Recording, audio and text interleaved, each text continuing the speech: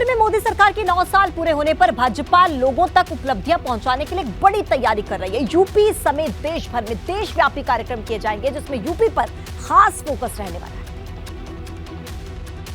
UP में निकाय चुनाव में शानदार जीत के बाद अब भाजपा ने 2024 की तैयारियां तेज कर दी हैं। मोदी सरकार के 9 साल पूरे होने पर भाजपा 30 मई से 30 जून तक एक महीने तक देशव्यापी कार्यक्रम करने वाली है। देश भर में 51 बड़ी रैलियों की योजना। 30 मई से महासंपर्क अभियान की शुरुआत। यूपी में पीएम मोदी की 3 रैलियां होंगी। राष्ट्रीय अध्यक्ष, केंद्रीय मंत्री भी रैली करेंगे। कई राज्यों के मुख्यमंत्रियों की रैलियां होंगी। घर घर जाएंगे भाजपा नेता। 23 जून को पीएम मोदी का संबोधन। 10 लाख बूथों पर जीत का मंत्र देंगे। एक तरफ यूपी भाजपा तैयारियों में जुटी हुई है, तो वहीं विपक्षी दलों ने सवालों की बौछार कर दी है।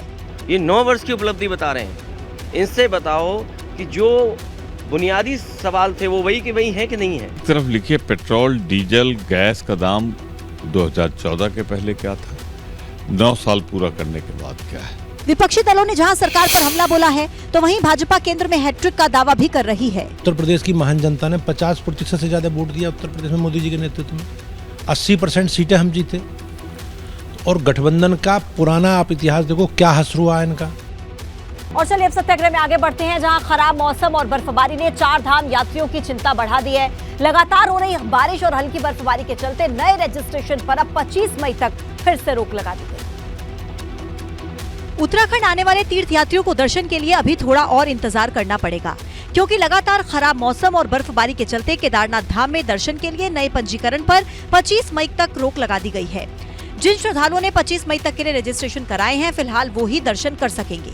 जाहिर है कि 4 धामों में दर्शन के लिए श्रद्धालुओं की भीड़ उमड़ रही है। एक दिन में 48,000 से ज्यादा श्रद्धालु दर्शन कर रहे हैं। अब तक 4 धाम यात्रा में दर्शन करने वाले यात्रियों का आंकड़ा 7,74,000 के पार हो गया। पर्यटन विभाग की रिपोर्ट के मुताबिक शुक्रवार को 4 धामों में 48,326 श्रद्धालुओं ने दर्शन किए। इनमें केदारनाथ धाम में 17,004, बद्रीनाथ में 12,830, गंगोत्री में 9,234, यमुनोत्री में 9,248 यात्रियों ने दर्शन किए।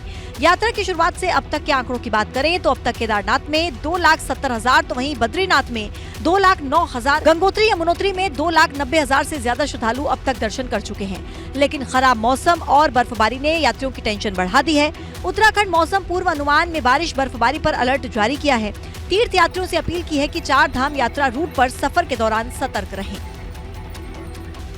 और पिथौरागढ़ में इन दिनों बड़ा संकट गहराया है। यहाँ पर चीन सीमा को जोड़ने वाली सड़क पर खतरा बढ़ चुका है, जिसका अंदाजा आप इन तस्वीरों को देखकर लगा सकते हैं, जो हर किसी की धड़कनें बढ़ा सकती हैं। इस क्षेत्र में पल पल बढ़ते खौफ की सबसे ताजा तस्वीर है, जिसने वहां के लोगों और पर्यटकों की टेंशन बढ़ा दी है। दरअसल ये घटना तवाघाट लिपुलेख मोटर मार्ग की है, जहां गर्भाधार में पहाड़ी के दरकने का ये लाइव वीडियो सामने आया। इस भूस्खलन के बाद से यहां आदि कैलाश मोटर मार्ग बंद हो चुका है। साथ ही भारत का चीन सीमा से संपर्क टूट चुका है। वहीं व्यास घाटी की तरफ जाने वाले लोगों के सामने भी चुनौती बढ़ गई है। बताया जा रहा है कि इस पहाड़ी के दरकने से कई पर्यटक बाल बाल बचे हैं। आपको बता दें कि आदि कैलाश मोटर मार्ग पिछले कई दिनों से बंद था।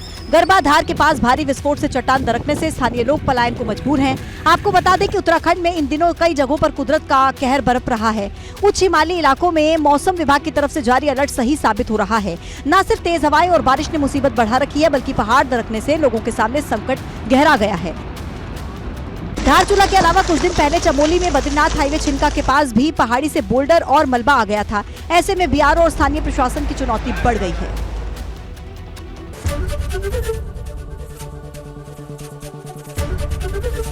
एबीपी गंगा, खबर आपकी, जुबान आपकी।